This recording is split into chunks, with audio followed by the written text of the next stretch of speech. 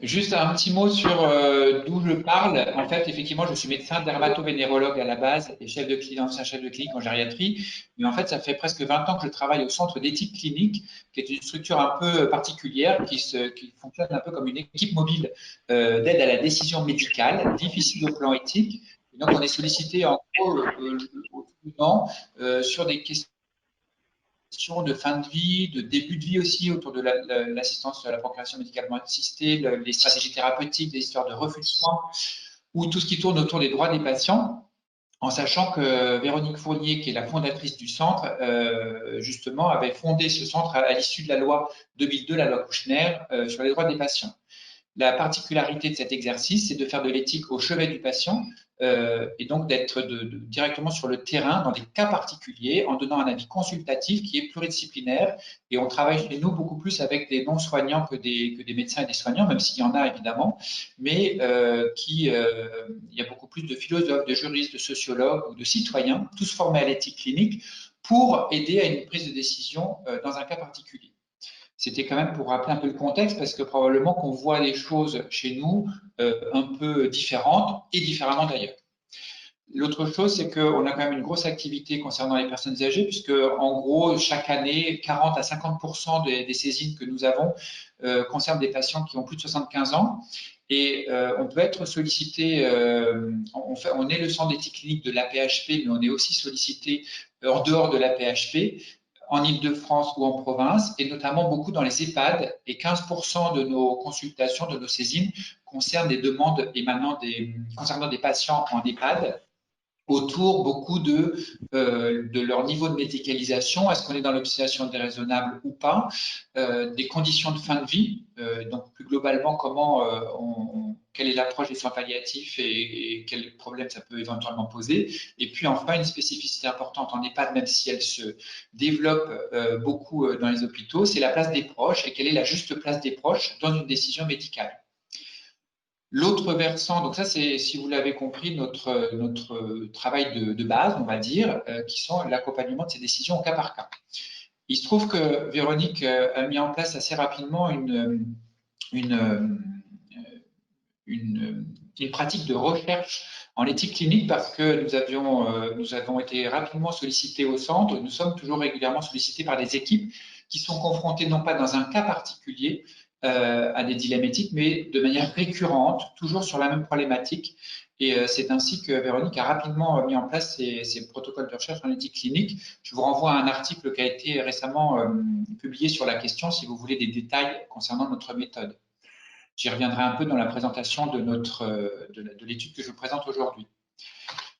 Et du coup, en fait, ce que je vais vous raconter aujourd'hui sur notre étude concernant les directives anticipées en EHPAD, en fait, elle est dans le prolongement de beaucoup d'études qui ont été réalisées au centre chez les personnes âgées, principalement autour de la quantité de soins. Et donc, on a beaucoup travaillé, par exemple, autour des indications des traitements du cancer du côlon chez les personnes de plus de 75 ans, ou toutes les décisions qui sont prises en EHPAD, notamment autour de l'institutionnalisation, des stratégies thérapeutiques, quelles qu'elles soient, pose de pacemaker, hospitalisation, ou toutes les histoires de fin de vie aussi, et l'accompagnement de fin de vie en EHPAD. Et puis plus précisément, deux protocoles autour de l'alimentation et l'hydratation en contexte de fin de vie en gériatrie, qui est très spécifique. Et je vous renvoie à cela, et je ne l'ai pas marqué là parce qu'il n'est pas encore paru, mais un article qui va sortir dans Gérontologie et Société au mois de janvier sur le sujet. Je vous renvoie aussi à notre site internet où toutes ces publications, toutes ces études ont fait l'objet de publications, dont une étude sur les directives anticipées chez les personnes de plus de 75 ans, où finalement on avait déjà fait des constats qui concernent les personnes de plus de 75 ans, mais au-delà, je reviendrai après dans ma présentation.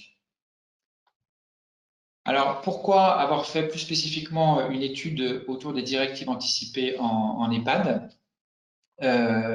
Premièrement, parce que l'évolution de la loi depuis 2016 qui donne un peu plus d'importance à ces directives anticipées, et puis toutes les recommandations qui s'en sont suivies, finalement poussent à ce qu'on recherche au maximum les directives anticipées en EHPAD de ces résidents.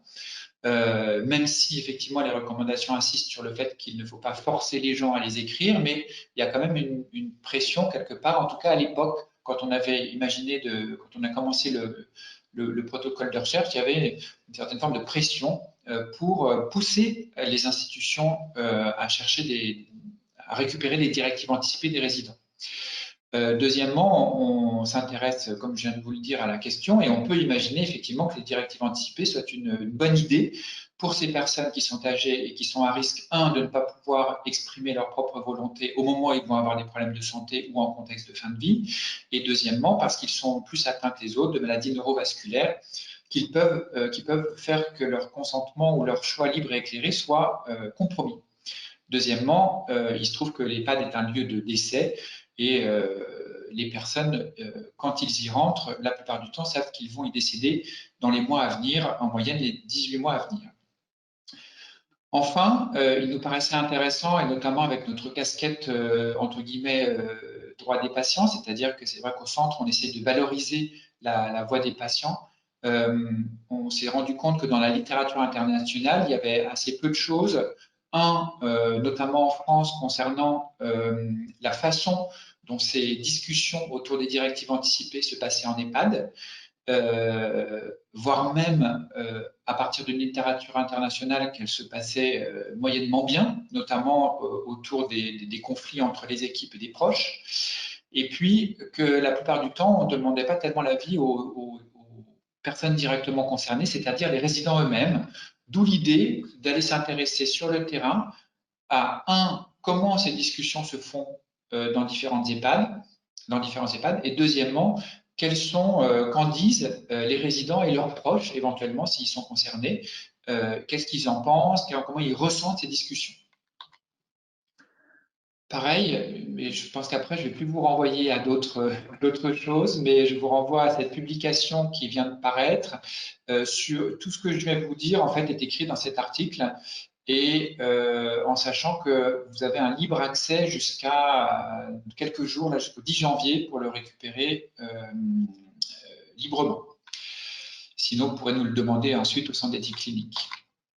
Alors,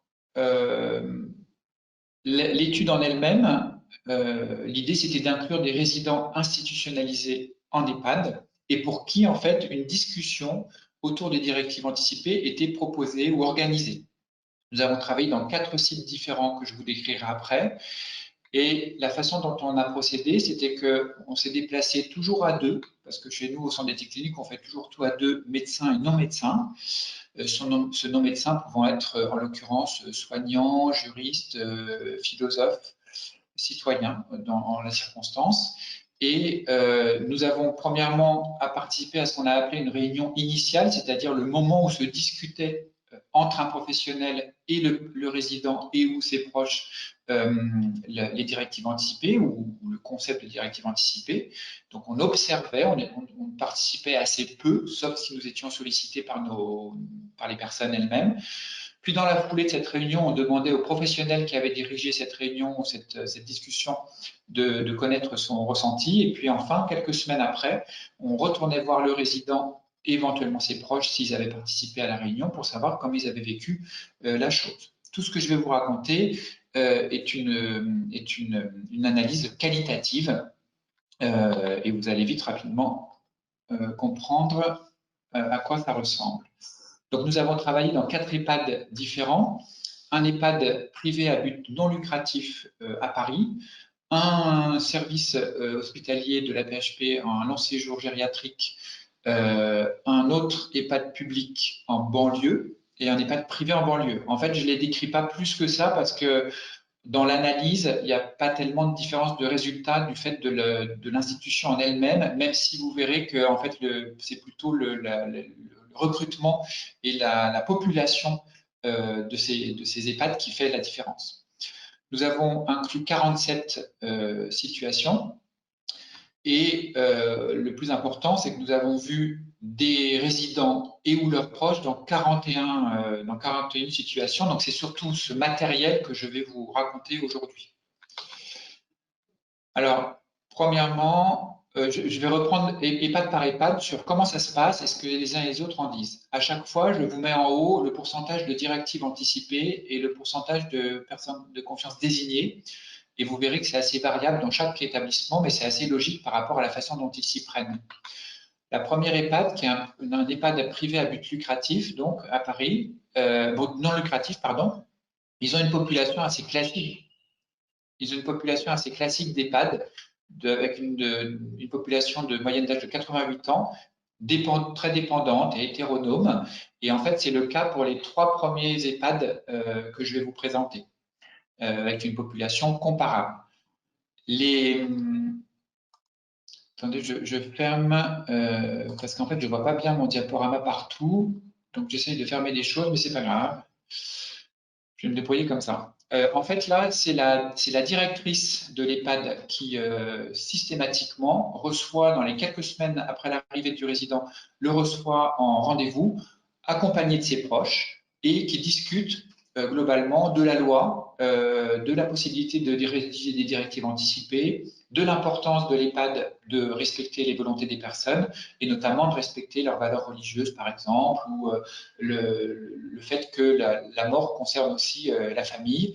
Et du coup, on a essayé de qualifier ces moments de manière différente et on a considéré que ce moment est un moment d'intégration pour inviter la personne à rejoindre cette collectivité. D'ailleurs, le formulaire de directive anticipée qui est proposé à ce moment-là à la personne pour éventuellement le remplir est un formulaire spécifique de l'EHPAD où est rappelé les valeurs de l'institution et du respect justement de toutes ces valeurs des patients, etc. Alors,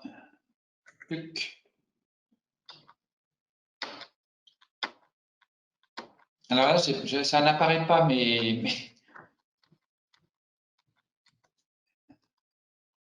est-ce que je peux sortir de mon diaporama? Attendez, comment je vais faire? Si tu veux. Là, je suis obligé de le présenter comme ça parce que ça n'apparaît pas, mais c'est très bien comme ça. On voit correctement. Hein. OK. Sauf que ça, du coup, vous aurez tout d'un coup les prochaines fois. Alors, les résidents, même si finalement ils sont interpellés par le sujet, puisqu'ils sont très engagés dans ces discussions, ils sont engagés physiquement puisqu'ils sont invités, on fait attention à ce qu'ils soient présents, qu'ils comprennent, qu'il y ait une interaction. Finalement, en les revoyant a posteriori, on a l'impression qu'ils ne s'engagent pas tellement dans la rédaction de directives anticipées, dans la réflexion. Quelques verbatims, je veux qu'on me parle le moins possible de maladie, je n'ai pas le temps de m'occuper de ma mort, ça entre d'une oreille et ça ressort de l'autre, si je puis dire. Alors que les proches, dans ce contexte, qui eux sont très mobilisés, en fait, ils sont assez convaincus de l'intérêt de la procédure, ils se sentent très impliqués par cette directrice qui les invite et qui fait attention à cette discussion. L'un d'eux nous dit, c'est quand même aux proches d'être dans la responsabilité de la décision, je ne me décharge pas sur un médecin technicien, et en plus, en fin de vie, c'est l'affect qui compte, pas seulement le rationnel.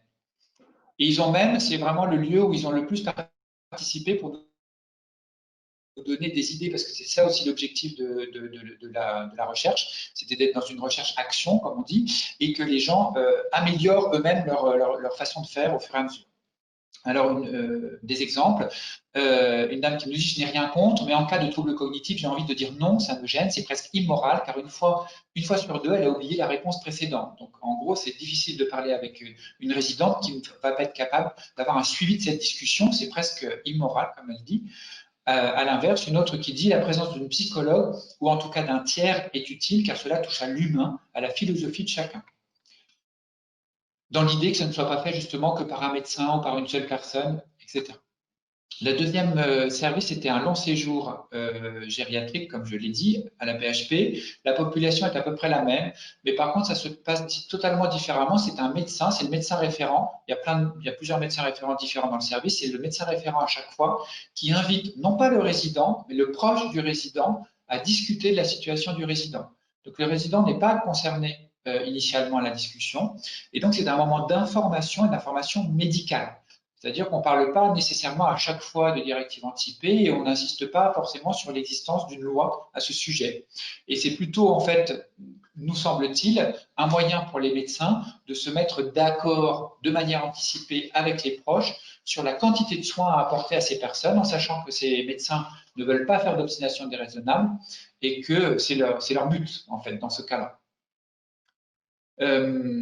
Alors, les proches, ça se passe bien une fois sur deux parce que, en fait, soit ils sont d'accord avec les médecins pour dire qu'il ne faut pas faire d'obstination déraisonnable, et auquel cas la discussion est assez simple et ne pose pas de questions nouvelles. Par exemple, quand le médecin dit on voulait anticiper les situations si jamais elles s'aggravent, on avait dit qu'on ne l'enverrait pas en réanimation, et le fils qui dit oui, oui, c'est très bien, elle ne voudrait pas d'acharnement. Mais ça ne va pas tellement plus loin, finalement, quand les gens sont d'accord. Inversement, quand les proches sont en désaccord, soit sur le fond, parce qu'ils pensent qu'il n'y a pas de limitation à imaginer, même si le résident ou le patient est très âgé ou très malade, finalement, ça apporte plutôt un mini-conflit qu'une discussion avec un monsieur qui nous disait « Je ne peux pas signer un papier disant qu'il ne faut pas la soigner, ce serait une résignation, il faut y aller dans le sens, il dit, il faut la traiter. » Donc, il ne veut pas se tremper, se mouiller finalement dans une discussion qui limiterait éventuellement les soins pour sa mère. Les résidents, eux, c'était assez intéressant parce qu'ils étaient quand même dans une certaine interaction, parce qu'on est quand même allé les voir pour savoir ce qu'ils en pensaient, même s'ils ne faisaient pas partie de cet entretien initial. Et finalement, ils parlent d'autre chose. Et quand on leur pose la question, par exemple, parlez-vous avec le médecin de ce qu'il faut faire, des traitements, des médicaments, il y en a qui nous dit c'est compliqué tout ça. Et un autre, quand on lui dit qu'est-ce qui vous inquiète, il dit moi en arrivant ici, j'ai des couches culottes, je ne portais pas ça avant. Donc ils sont complètement intéressés par d'autres choses que finalement l'anticipation vis-à-vis de leurs problèmes de santé. Le troisième lieu, c'est donc un EHPAD public. La situation, la population est une fois de plus encore la même. Et là, c'est encore différent. C'est un médecin qui dit bon, moi, je voudrais me faire mon opinion parce qu'on entend parler des directives anticipées, mais je ne vois pas comment il faut s'y prendre, je ne vois pas comment les gens peuvent répondre à ce genre de choses, donc j'y vais. Vous allez m'aider et on va aller voir comment les gens, comment ça fonctionne. Donc c'était vraiment pour elle un moment d'exploration et dans l'idée, dans l'arrière-pensée de se dire, voilà, j'aimerais bien effectivement que l'outil de directive anticipée serve à défendre les volontés des résidents et de mes patients, et donc essayons de voir si ça fonctionne. Alors les résidents, quand on est allé les voir a posteriori, ils comprennent le sujet, mais une fois de plus, ils nous parlent d'autre chose. Quand le médecin, par exemple, lui disait à un rendez-vous de discussion de directive enfin de discussion anticipée, qui disait mais si jamais vous vous sentez malade un jour, le résident qui répond si jamais, ça serait plutôt jamais. J'ai plutôt l'espoir de pouvoir marcher et faire le marché. Je n'ai pas envie de penser que dans une semaine je serai cuit. Les proches, même s'ils n'étaient pas concernés par ces discussions anticipées, on en a vu quelques-uns quand même. Et du coup, comme ils ne sont pas mobilisés par le médecin, c'est vrai qu'ils ne se sentaient pas tellement inclus dans le processus, c'est évident. Pour autant, ils avaient quand même des avis sur la question, comme une fille qui nous disait, s'il y a des problèmes, c'est nous qui intervenons. Les directives anticipées, où on n'en a pas parlé, où on ne s'en souvient pas, mais vu sa capacité d'oubli, le moment ne sera jamais bien choisi puisqu'elle aura oublié 15 minutes après. Après, la mort rôde en EHPAD, donc est-ce que ce serait bon ou mauvais? Je n'en sais rien. Enfin, le dernier EHPAD qui est très différent en termes de population parce qu'on a affaire à des gens à la fois plus âgés mais plus autonomes et donc avec beaucoup moins de troubles cognitifs et beaucoup moins dépendants physiquement. Et en fait, là, c'est la directrice, parfois accompagnée du médecin coordonnateur, qui fait des réunions collectives régulières d'information en EHPAD et qui, dans ces réunions, parle de plein de choses, dont la possibilité pour les personnes de rédiger des directives anticipées. Et elle leur distribue, ou à la demande, un formulaire rempli par la Société française des soins palliatifs pour les IEB. Et donc, on a qualifié ça comme un moment de convivialité. Alors, les résidents, eux, là, par contre, c'est très différent. Ils sont extrêmement lucides et ils se sont totalement appropriés le dispositif. Deux exemples. On a parlé de la loi Leonetti ici lors d'une réunion et on est au courant en général. Même avant de venir ici, on avait un dossier à propos des pompes funèbres. Un autre couple, ils étaient deux, ce n'est pas de souffrir quand on leur demande de quoi il s'agit, c'est de ne pas souffrir pendant des mois. Être grabataire comme ça, c'est affreux. Moi, ça me fait peur. Aujourd'hui, on a encore notre autonomie. Si je me retrouve seul dans une chambre avec une couche et que je suis dérangé par quelque chose alors que je ne peux pas m'exprimer, ça, c'est de la souffrance morale. Alors, on a vu très peu, déjà vous avez remarqué au début qu'on avait vu moins de résidents dans cet EHPAD. Et on n'a vu qu'un seul proche, puisque en fait la plupart des personnes qu'on a croisées pouvaient s'exprimer seules et n'avaient pas de proche dans ces discussions-là.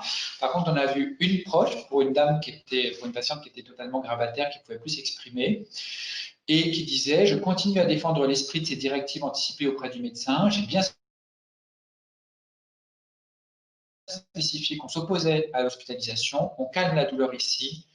Mais même sans événement, il y a des jours, je me dis, il faudrait que ça aille vite. C'est-à-dire que son discours, c'était de dire, bien qu'on ait fait cet exercice d'écrire des directives anticipées, qu'il y a une certaine ouverture d'esprit dans cet EHPAD autour des questions de fin de vie, bah finalement, aujourd'hui, quand je me dis qu'il vaudrait mieux qu'elle soit morte que vivante, je n'ose pas en parler à qui que ce soit.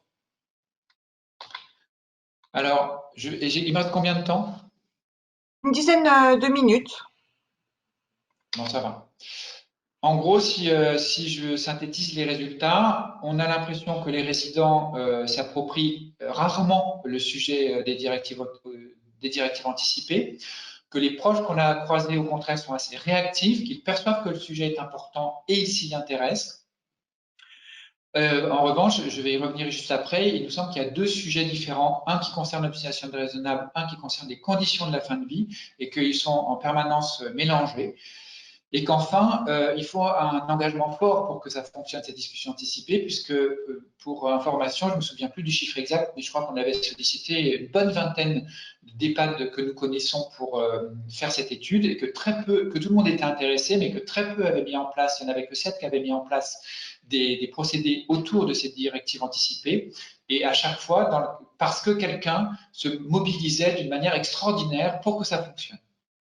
Qu'il soit d'ailleurs, je me souviens, c'était une représentante des usagères, ancienne cadre hospitalière dans un EHPAD, et dans un autre lieu, c'était un infirmier coordonnateur. Donc vous voyez, ce n'est pas que des directeurs ou des médecins qui le font. Alors, pour discuter des résultats et sur ce qui nous intéresse, en gros, si on veut un peu caricaturer les choses, si on met les résidents en première ligne, c'est-à-dire que si on favorise une discussion avec le résident pour essayer de connaître ses volontés, on a l'impression que c'est possible quand les gens ont toutes leurs capacités et qu'ils s'approprient l'outil, mais ce qui est rare, et que la plupart du temps, en fait, c'est extrêmement compliqué et que c'est globalement un échec. Une fois de plus, c'est caricatural. Hein. Si on essaye de mettre les proches en avant, en se disant finalement on ne peut plus avoir une discussion suffisamment poussée avec les résidents et donc il faut mettre les proches dans la boucle, quand ils sont vus seuls, comme ça s'est passé dans le long séjour, on a le sentiment que c'est assez désincarné comme discussion, c'est-à-dire que c'est une discussion un peu générale autour de ce qu'on pense de l'obstination déraisonnable, mais moins de ce qui concerne le patient lui-même. Et donc finalement, on a plus un retour de ce que pensent les proches de l'obstination déraisonnable, de ce qu'ils pensent de la situation du résident. Alors que quand on fait en sorte de les mettre ensemble dans un rendez-vous et d'essayer de favoriser une discussion ensemble, là, ça marche beaucoup mieux parce que les proches essayent de s'adapter à ce que le résident peut encore dire sur ces sujets. Enfin, il y a deux autres grosses différences. À partir de la personne qui mène les discussions, si c'est un médecin, on a l'impression que l'information elle est beaucoup plus médicale. Alors, les gens qu'on a rencontrés, les personnes qu'on a rencontrées étaient très contentes d'avoir cette information médicale qui est assez rare dans ces lieux, de manière aussi poussée et détaillée, parce que les médecins sont moins présents qu'à l'hôpital. Mais en même temps, nous, on se dit que c'est peut-être trop médical et que justement, on n'aborde pas les questions qui fâchent, qui sont l'accompagnement de la fin de vie. Et notamment, ça pose aussi un petit peu des soucis en termes de secret médical, puisque c'est les proches qui sont concernés et le résident est souvent oublié dans cette information. Inversement, si c'est une directrice qui, dans notre expérience en tout cas, qui gère les discussions, on a l'impression que la formation elle est beaucoup plus précise sur le plan légal et elle met beaucoup plus en avant le respect des droits des patients. En revanche, on peut craindre, même si ce n'était pas le cas dans les deux situations qu'on a vues, on peut craindre que ça passe par quelque chose de plus administratif et que du coup, la signature de directives anticipées soit un peu devienne une obligation alors que ça ne devrait pas être le cas. Enfin, la dernière chose, c'est cette différence entre ce qu'on a perçu, en tout cas oui, entre deux sujets qui sont d'une part l'obstination déraisonnable et d'autre part les conditions de fin de vie, les conditions du mourir. En fait, quand on parle d'obstination déraisonnable, par exemple, quand on essaye de discuter avec les résidents ou des proches, faut-il l'hospitaliser pour une opération si tout d'un coup elle est en occlusion intestinale, par exemple. Si ses intestins ne fonctionnent plus, est-ce qu'on va jusqu'à l'opérer, est-ce qu'on va jusqu'à l'hospitaliser? On a l'impression que cette discussion, elle est difficile en fait à trancher et que les directives anticipées ne sont pas écrites justement à l'issue de cette discussion. Et pour le coup, on n'a pas discuté vraiment de ce qui est important, qui sont les conditions de la fin de vie. Inversement, quand on veut parler des conditions du mourir, en fait, on utilise cet outil des directives anticipées qui est basé sur l'obstination déraisonnable, donc justement sur une discussion autour de la quantité de soins. Et du coup, c'est compliqué de parler des conditions du mourir alors qu'on utilise un outil qui parle d'autre chose, qui est de la quantité de soins. Je vais y revenir là. 3 messages principaux de l'étude. On a l'impression que les résidents ne parlent pas d'obstination déraisonnable ou des conditions de fin de vie, soit par choix, parce qu'on a l'impression que c'est pareil dans la population générale, il y a plein de gens qui ne veulent pas en parler, mais aussi et surtout dans ce cadre particulier parce qu'ils n'ont plus les capacités de le faire. Bon, donc, on a l'impression que les directives anticipées ne sont pas le meilleur moyen pour anticiper les conditions de fin de vie pour ces personnes. La deuxième chose, c'est que on utilise un outil autour de l'obstination déraisonnable alors que les vraies préoccupations concernent la souffrance, la déchéance physique, les notions de confort, de mort douce, qui ne sont pas abordées avec cet outil des directives anticipées, sauf si évidemment on a suffisamment d'expérience pour l'utiliser, pour faire le lien avec ces questions-là. Et enfin, on a l'impression que c'est les proches qui sont en première ligne et qu'il faudrait peut-être du coup valoriser leur place plutôt que valoriser la rédaction de directives anticipées. Et donc que ces discussions anticipées serviraient plus finalement de discuter avec aussi les proches et de valoriser leur position en tant que personne de confiance. Il me reste combien de temps? 4-5 minutes. Bon, alors du coup, je reste un petit peu 2 secondes sur cette histoire de place des proches, parce que c'est quand même, vous allez me dire, problématique, puisque justement, les directives anticipées et personnes de confiance sont des outils d'autonomisation et de respect des valeurs des patients eux-mêmes. Et donc, effectivement, il y a une difficulté à trouver cet équilibre entre ce que les proches peuvent défendre au nom de la personne et ce qu'ils vont défendre pour eux-mêmes. Donc c'est un exercice voilà, périlleux, mais qui nous semble utile, d'autant plus que probablement, il nous semble que c'est une valeur de plus en plus forte dans la société. Dans l'article que je vous ai montré, là, dont j'ai parlé, on fait ce parallèle avec ce qui s'est passé autour du mandat de protection future pour les personnes majeures protégées. Et finalement, le mandat de protection future fonctionne un peu comme des directives anticipées. On écrit à l'avance des actes pour gérer les choses à l'avenir quand on ne sera plus capable de les gérer soi-même. Et en fait, ça marche assez peu, alors que l'habilitation familiale qui a été mise en place plus récemment, qui donne la main à une tierce personne, fonctionne beaucoup mieux. Donc, ça nous semblait intéressant de faire ce parallèle en se disant que peut-être finalement, au-delà du fonctionnement de la médecine et de ce qu'attendent les professionnels de santé de ces discussions anticipées, se dégagent d'autres valeurs sociétales à travers cela. Je passe cette diapositive en précisant juste que, évidemment, avec 4 EHPAD et avec 41 patients, on ne peut pas généraliser quoi que ce soit dans notre discours, mais qu'il nous semblait qu'il y avait des choses intéressantes à tirer d'un point de vue général pour la réflexion éthique à ces sujets.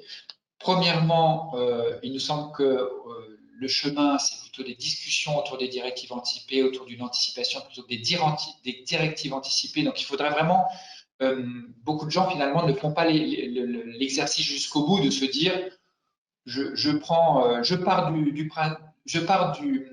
directives anticipées, mais je vais en faire autre chose parce que ce qui compte justement, c'est de parler de fin de vie et de soins palliatifs et non pas que d'obstination déraisonnable ou de quantité de soins. Qu'il y a une difficulté majeure en EHPAD parce qu'il faut à la fois faire en sorte que cet outil soit pour mieux respecter les volontés et les valeurs des premiers concernés, c'est-à-dire les patients, les résidents, mais que les proches ont toute leur place et qu'il faut les aider à mieux y faire face. Et enfin, il nous semblait qu'en termes pratiques pour la façon de faire, tout moyen est bon, puisque comme je le disais, c'est la motivation de celui qui va organiser les choses qui compte, que ce soit des réunions collectives, des rendez-vous individuels, que ça passe par des médecins ou des soignants ou des non-soignants. Il nous semble qu'il n'y a pas tellement, il y a des différences, mais que chacun en fait ce qu'il en veut et que c'est bien dans tous les cas. En revanche, ce qui nous a semblé capital, c'est que souvent, il manque la personne, en l'occurrence le médecin, qui, au moment de la fin de vie, c'est-à-dire quand il s'agira effectivement de dire on ne l'hospitalise pas, ou on arrête la perfusion sous-cutanée, ou on met en place une sédation profonde et continue, eh ben, la personne qui est censée prendre cette décision-là, il n'est pas tellement inclus dans ces discussions, ce qui est dommageable, parce que s'il n'a pas fait le boulot avec les autres, il risque de ne pas pouvoir prendre la bonne décision au moment où il faudra la prendre. Voilà.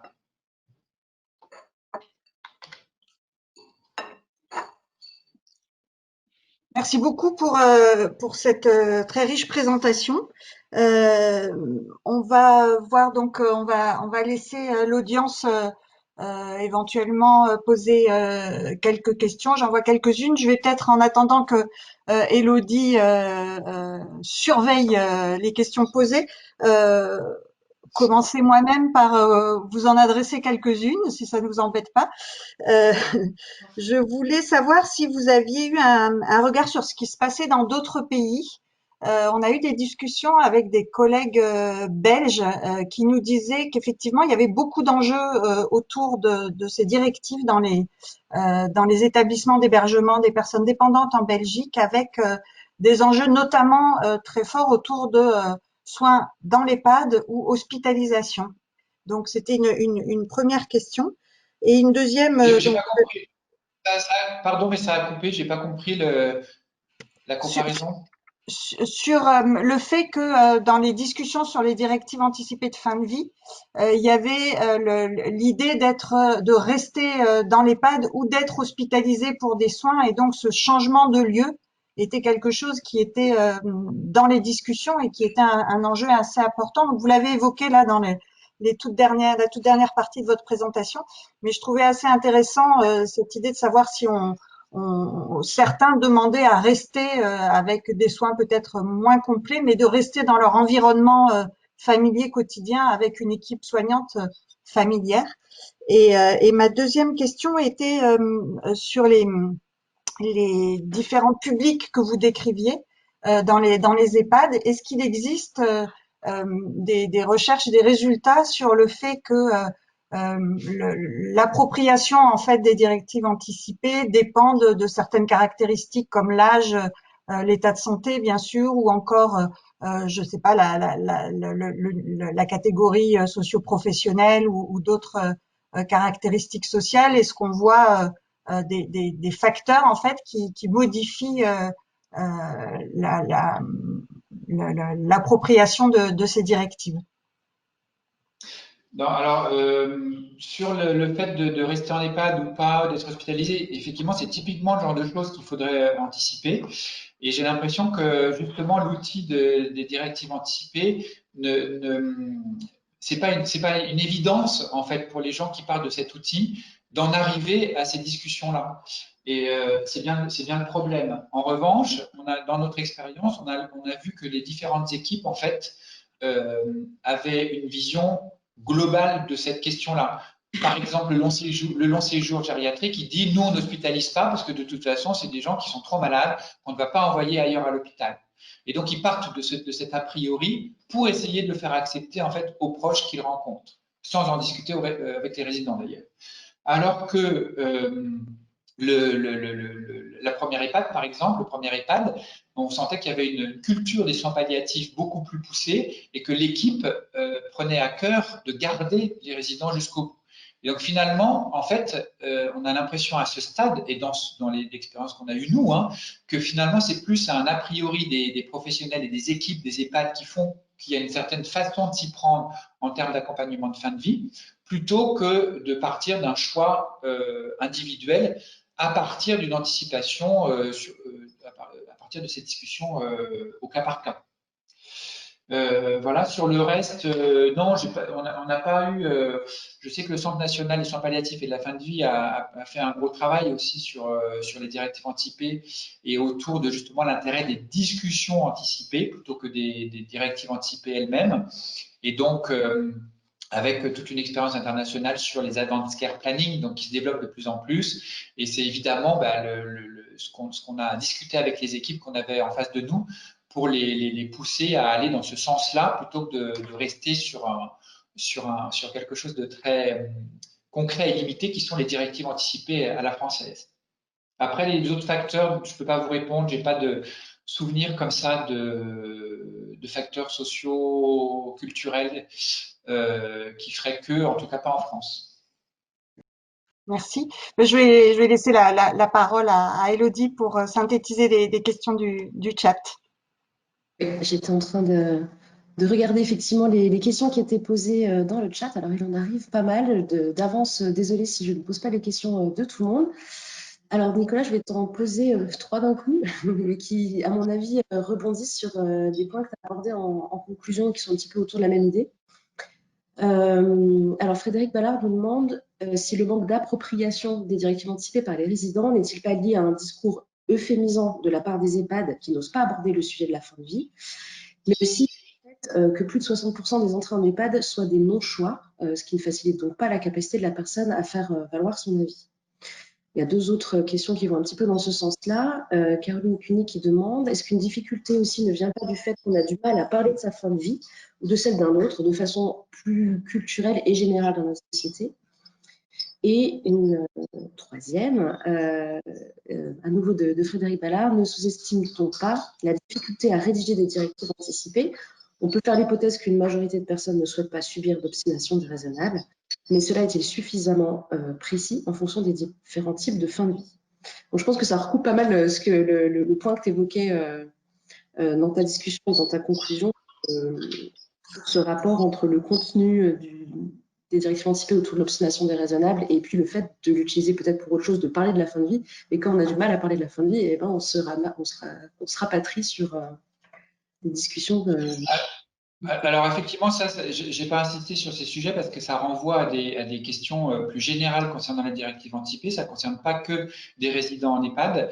Et c'est vrai qu'on avait déjà abordé ces sujets dans les publications. C'est ce que j'ai mis un peu dans l'introduction.